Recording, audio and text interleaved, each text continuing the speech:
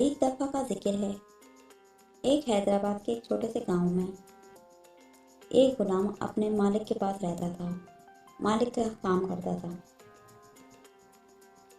وہ جو غلام تھا، ایک دن وہ کام پر نہ جا سکا۔ اس کے مالک نے سوچا کہ مجھے اس کی تنخواہ میں کچھ اضافہ کر دینا چاہیے تاکہ وہ دل جوئی سے کام کر سکے اور آئندہ غیر حاضر نہ ہو۔ اگلے دن مالک نے اس کی تنخواہ زیادہ اسے دی۔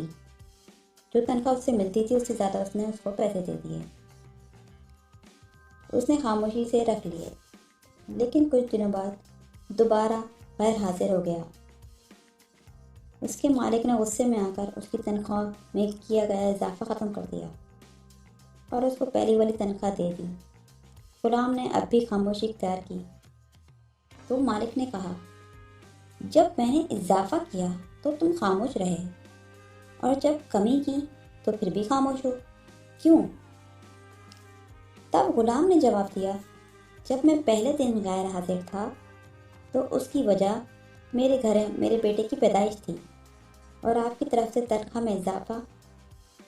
اس نے وہ رزق خیال کیا کہ جو وہ اپنے ساتھ لے کر آیا، اور جب میں دوسری مرتبہ غیر حاضر ہوا اس کی وجہ میری ماں کی وفات تھی، اور آپ کی طرف سے تنخواہ میں کمی کی وجہ وہ رزق خیال کیا وہ اپنے ساتھ واپس لے گئیں جو رزق ان کے اس سے مل رہا تھا۔